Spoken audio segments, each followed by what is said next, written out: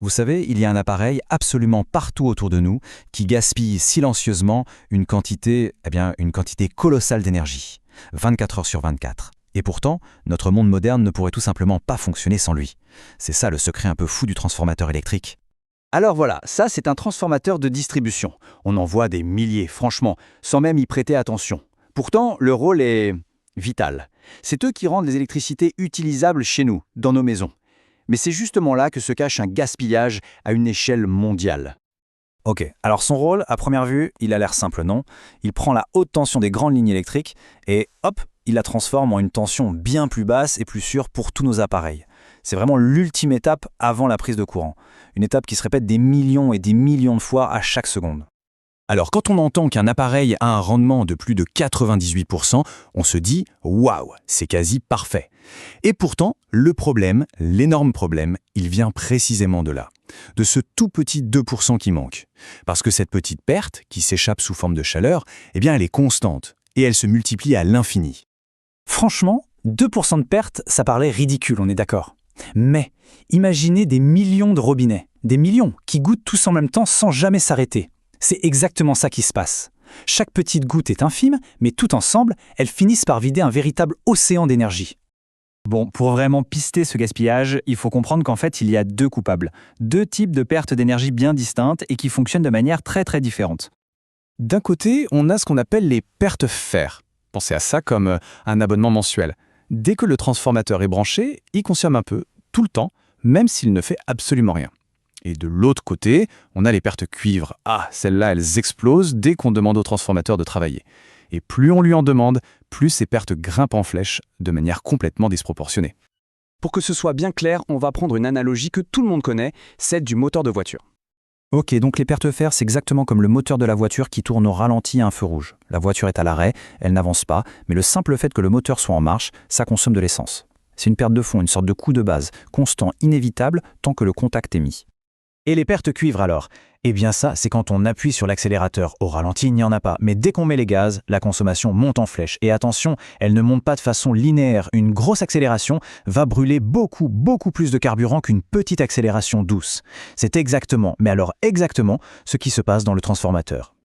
La question qui se pose, c'est comment faire pour être le plus efficace possible?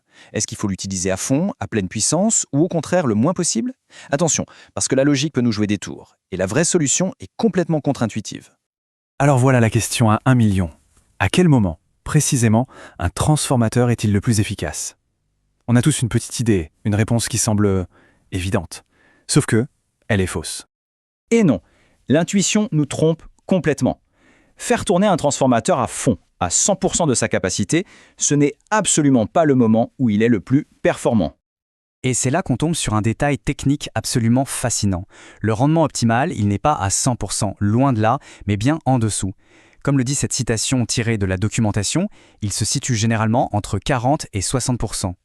En fait, tout est une question d'équilibre, pas de puissance brute. Imaginez une vieille balance à deux plateaux. D'un côté, on met les pertes fixes, notre fameux abonnement au ralenti. De l'autre, on met les pertes variables, celles liées à l'effort. Eh bien, le rendement est maximal au moment très précis où ces deux plateaux sont parfaitement à l'équilibre.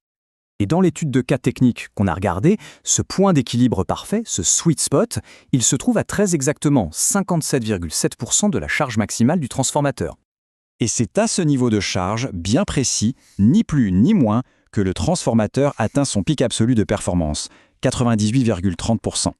Ça peut sembler être une amélioration minuscule, mais quand on multiplie ça par des millions d'appareils, l'enjeu devient colossal. Ok, maintenant laissons un peu la technique de côté et parlons chiffres. Parce que ce petit détail d'ingénierie, en réalité, il a un impact mondial. Rien que pour l'Union européenne, tenez-vous bien, on parle d'environ 4,7 millions de ces transformateurs. 4,7 millions d'appareils qui tournent sans jamais s'arrêter. Et tous ensemble, chaque année, leur perte cumulée représente 40 TWh. C'est un chiffre tellement énorme que c'est difficile de se l'imaginer. C'est une quantité d'énergie absolument monstrueuse qui part en fumée, enfin en chaleur perdue pour toujours. Et si on traduit ça en argent, ce gaspillage représente un coût annuel estimé à 1,85 milliard d'euros. Juste pour l'Union européenne. C'est de l'argent, des ressources qui partent littéralement en fumée chaque année. La question est évidente. Que faire? Comment on fait pour que ces millions d'appareils fonctionnent plus souvent dans cette fameuse zone de rendement idéal? Heureusement, des solutions existent. La première piste, elle est assez simple en fait.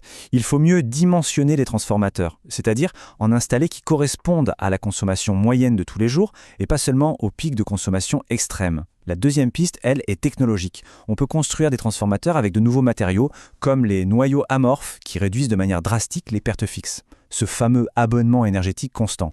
Et là, on parle d'une réduction possible de ce gaspillage de fonds de 70%. Et tout ça, ça nous laisse avec une question assez vertigineuse finalement.